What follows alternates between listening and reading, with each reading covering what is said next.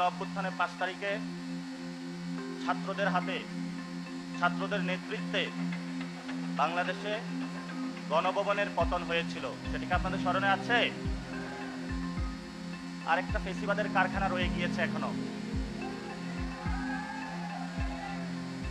ছাত্র শক্তি থেকে, পাঠচক্র থেকে জনগণকে নেতৃত্ব দিয়ে শেখ হাসিনাকে দেশ থেকে পালাতে বাধ্য করেছিল।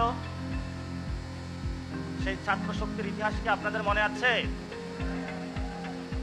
আরেকটা ভবন আছে, সেটা হলো বঙ্গভবন। এটার পতন আপনাদের হাত ধরেই হবে ইনশাআল্লাহ। দ্বিতীয়ত যে কথাটা, বর্তমান সময়ে ইলেকশনের ডেট ঘোষণা হয়েছে, ফেব্রুয়ারিতে নির্বাচন হবে। ফেব্রুয়ারিতে নির্বাচন হবে না।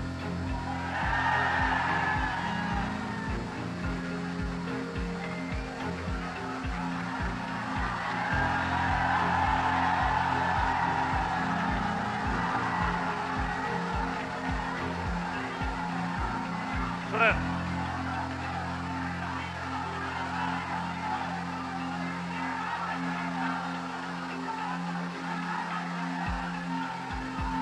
ফেব্রুয়ারিতে নির্বাচন হবে না, কারণ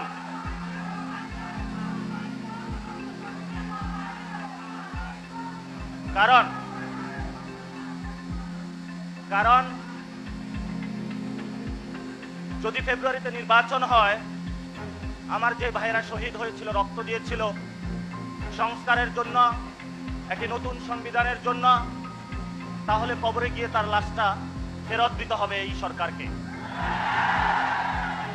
আমার যে ভাইয়ের হাতটা চলে গিয়েছিল, যদি সংস্কার কাজ শেষ না করে নির্বাচন হয়, তাহলে এই সরকারকে আমার ভাইয়ের হাতটা ফিরিয়ে দিতে হবে। যে মায়ের বুক খালি হয়েছিল, যদি সংস্কার ছাড়া, একটি নতুন সংবিধান ছাড়া বাংলাদেশে নির্বাচন হয়, তাহলে ওই মায়ের বুকের সন্তানকে ফেরত দিতে হবে। অনেক বাচ্চাকে দেখেছি এখনো বুকের দুধ পান করে, কিন্তু বাবা শহীদ হয়েছে। তাদের সাথে যখন কথা বলেছি, তাদের মুখের ভাষা পাইনি, শুধু চোখের ভাষা পেয়েছি। চোখের ভাষাটা ছিল অশ্রু। যে অশ্রুতে তারা বলেছিল, আমার বাচ্চা রয়ে গিয়েছে, আমার স্বামী চলে গিয়েছে, আমি বাংলাদেশ থেকে কিছু চাই না, কিন্তু আমি একটি সুন্দর ভবিষ্যতে বাংলাদেশ দেখতে চাই, যেখানে আমার এই বুকের যে সন্তান আছে, আর সন্তানকে কেউ খুন করবে না। কিন্তু বাংলাদেশে আমরা দেখতে পাচ্ছি একই সংস্কৃতির ডামাডোলে, একই ফ্যাসিবাদী সংবিধানে, একই সিস্টেমের মধ্য দিয়ে আমরা নির্বাচনে যাচ্ছি।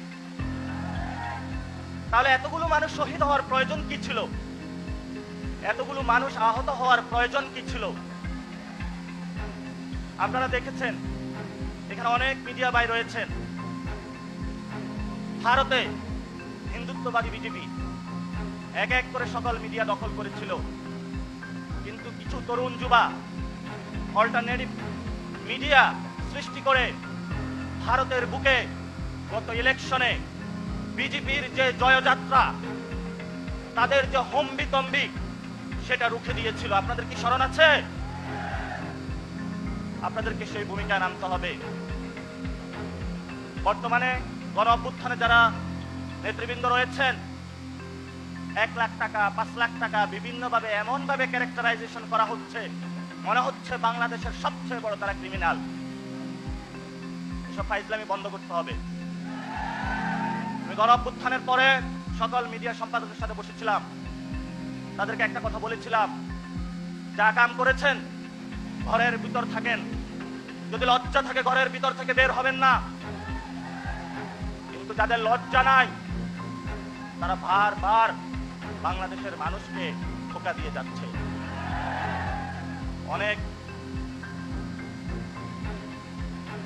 সাংবাদিক রয়েছেন যারা বুক থেকে বাংলাদেশকে ভালোবাসেন,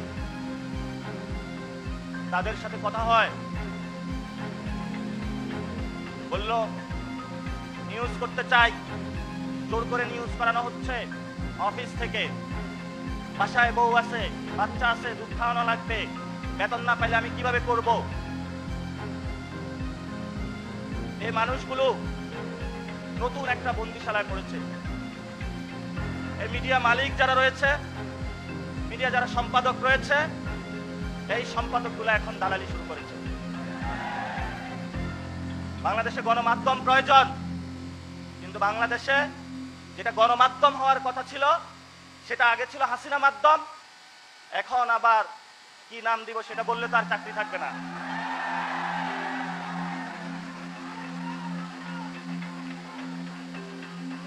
আরেকটি বিষয় আমি শেষ করব, শুধু শেষ করব। একটা গোয়েন্দা সংস্থা বাংলাদেশে ডিজিএফআই আপনার আমার পকেটের টাকায় চলাফেরা করে। তারা কত টাকা খরচ করে কিন্তু বাংলাদেশের মানুষ জানতে পারবে না। তাদের কোনো কোথাও দায়িত্ববোধ নাই, অ্যাকাউন্টেবিলিটি নাই, ট্রান্সপারেন্সি নাই। তাদের একটাই কাজ, মানুষকে ভীতি প্রদর্শন করে যে কিছু বলবি আয়নাগরে নিয়ে আসবো। আর আপনার আয়নাগরটা আমরা ভেঙে দিয়েছি। সামনে যদি আয়নাগর প্রচেষ্টা করা হয়, আমরা সে আয়নাগর কেন ডিজিএফআই এর হেডকোয়ার্টার ভেঙে দিব। যথেষ্ট সহ্য করেছি, যথেষ্ট সহ্য করেছি। বাংলাদেশে যদি ডিজিএফআই থাকতে হয় অবশ্যই এটা সংস্কার করতে হবে। যদি সংস্কার করতে না পারেন, ট্যাক্সের টাকা নিয়ে যদি গুলিতাক করেন বাংলাদেশের মানুষের প্রতি, 18 কোটি মানুষ এখনো ঘুমায় নাই। কয়টা অস্ত্র ত্যাগ করবেন? কয়জনকে মারবেন? মৃত্যু মেনে নিয়েছি, মৃত্যু হয়ে গিয়েছে। এখন যতবার মারবেন ততবার আমাদের পুনর্জন্ম হবে আবু সাঈদ হয়ে। আসুন মারুন। ব্যবসায়ী ভাইরা, যুব ভাইরা, আপনাদেরকে ব্যবসা করতে হবে, নামতে হবে। বাংলাদেশে উৎপাদনমুখী ব্যবসা বন্ধ হয়েছে। শুধু বিভিন্ন দেশ থেকে কিভাবে এক্সপোর্ট ইম্পোর্ট বিজনেস করে দালালি করবে, এই ধরনের দালাল ব্যবসায়ী শ্রেণী সৃষ্টি হয়েছে। বাংলাদেশে কর্মসংস্থান সৃষ্টি হচ্ছে না। গণ অভ্যুত্থানে যুবকরা নেমেছিল একটি চাকরির জন্য। সেই চাকরিটা যদি না হয় তাহলে আপনার কিসের ইলেকশন? রাজপথে যারা শহীদ হয়েছিল বিচার করতে হবে, যারা আহত হয়েছিল, তাদেরকে যারা খুন করেছিল, অঙ্গহানি করেছিল, শেখ হাসিনাকে ওই দেশ থেকে ধরে আনে বাংলাদেশে বিচারের সম্মুখীন করতে হবে। যদি করতে পারেন তাহলে আপনার মুখে ইলেকশনের ডেট মানায়। জুলাই সনদ হবে, গড়িমাসি চলতেছে, এটাতে যদি সাইন করি তাহলে কোন বিপদে পড়ে যায়। আরে বিপদ না, আপনার সন্তানের জন্য ভালো হবে, আপনার ভবিষ্যৎ বাংলাদেশের জন্য ভালো হবে। কথায় আছে, অনেকেই বলে ব্যক্তির চেয়ে দল বড়, দলের চেয়ে দেশ বড়। এখন আমরা দেখছি দেশের চেয়ে দল বড়, দলের চেয়ে ব্যক্তি বড়। কথাগুলো বলে গেলাম। ভবিষ্যতে অনেক সংকট আসবে আপনাদের সামনে। আমাদের নেতা নাহিদ ইসলাম আছেন, আখতার হোসেন আছেন, বাংলাদেশে অন্যান্য রাজনৈতিক নেতৃবৃন্দ রয়েছেন, বাংলাদেশে জাতীয়তাবাদী বিএনপি, জাতীয়তাবাদী যে দলগুলো রয়েছে, শক্তিগুলো রয়েছে, গণ অধিকার, এবি পার্টি, জামায়াত ইসলামী, ইসলামী আন্দোলন থেকে শুরু করে যারা আমরা হাসিনার বিরুদ্ধে তীব্র প্রতিরোধ আন্দোলন গড়ে তুলেছিলাম, ভবিষ্যতে মাঠে, গ্রামে, গঞ্জে যুব শক্তি কেউ যদি আপনাদের কটু কথা বলে, আমাদের এই সব বন্ধুদেরকে আপনারা সালাম জানাবেন। যদি আপনাদেরকে আঘাত করে আপনারা তাদেরকে ফুল দিয়ে বরণ করে নেবেন।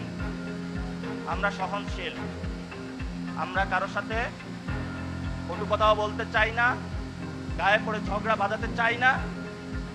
আমরা একসাথে থাকবো। কাদের বিরুদ্ধে সেটা কি আপনাদের জানা আছে?